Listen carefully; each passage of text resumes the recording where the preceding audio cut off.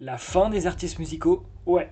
Ça c'est de l'accroche car on pensait que la guerre de l'IA allait se calmer. Et Google vient encore de sortir une bombe avec leur nouveau modèle Gemini 3.1. Et ensemble, on va l'analyser. À la fin de la vidéo, je te montrerai même mon son que j'ai créé avec Gemini.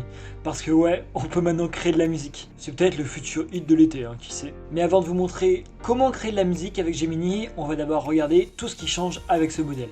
Mais avant de commencer, n'hésite pas à lâcher un pouce bleu, à t'abonner, ça m'envoie vraiment de la force, et surtout à me dire en commentaire qu'est-ce que tu penses de cette nouvelle fonctionnalité de création de musique avec Gemini. Pour commencer, on va regarder le benchmark. Qu'est-ce que c'est le benchmark? Le benchmark, c'est juste une série de tests qu'on va faire passer à toutes les IA pour regarder laquelle est la meilleure dans un certain domaine. Et si vous regardez le tableau juste ici, avec tous les résultats, vous pouvez voir que Gemini 3.1, de 1, est largement meilleur que Gemini 3, mais en plus surpasse tous les modèles du marché. Parce que en gras, vous voyez à chaque fois les meilleurs scores. Et vous pouvez voir que sur la colonne de Gemini, il y a beaucoup de chiffres en gras. Vous pouvez voir que l'amélioration est quand même impressionnante. Parce que par exemple, on passe ici sur de l'abstract reasoning puzzle, donc le raisonnement sur des puzzles, qui passe de 31 à 77%. C'est plus du double. Et presque sur chaque catégorie, en fait, ce modèle, il s'améliore. Ce nouveau modèle de Gemini, il a une capacité de raisonnement qui est impressionnant. Et ce qu'on peut se demander, c'est quel sera le plafond de verre pour ce genre de LLM. Et c'est pas tout, parce que même sur la création d'images et de vidéos,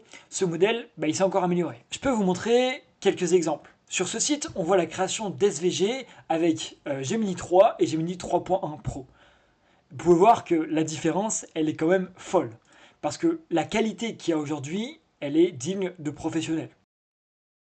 Donc ce nouveau modèle, il réfléchit mieux, il crée des images de meilleure qualité, et vous savez ce qu'il fait aussi, il crée de la musique. Parce que maintenant, on peut créer de la musique directement dans Gemini, avec leur modèle intégré de Lyria 3. C'est un modèle qui existait déjà avant, mais maintenant, ils l'ont intégré directement dans Gemini. Donc avec Gemini, tu peux avoir un raisonnement de fou, créer des images, des vidéos, et maintenant même créer de la musique. Tu peux tout faire toi-même. Pour créer de la musique, c'est super simple. Tu vas sur Gemini, tu appuies sur Outils et tu appuies sur Create Music. Tu peux même changer le mode de raisonnement pour avoir de meilleurs résultats. Et tu peux même choisir le style de musique parmi les 16 proposés.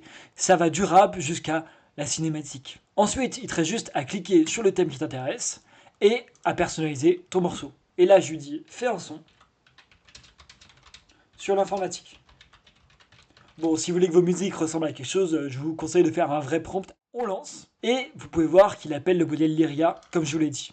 On attend quelques minutes, c'est plutôt rapide et on a le son. On peut écouter. Entraste en mi sistema y ahora tengo un... Ok, mais bon, ça c'est pas le son que j'ai créé. Moi, j'ai fait un vrai prompt avec de vraies paroles et je te laisse écouter le son que j'ai créé. N'hésite pas à me dire ce que t'en penses en commentaire. Pas d'accolade, j'ai juste besoin d'espace. Dans le terminal, le serpent prend sa place. Import math, import AI, import world. En 3 lignes de code, j'ai déjà tout contrôlé. L'IA dans le moteur, PyTorch sous le capot. Je prédis ton futur, je vise toujours le haut.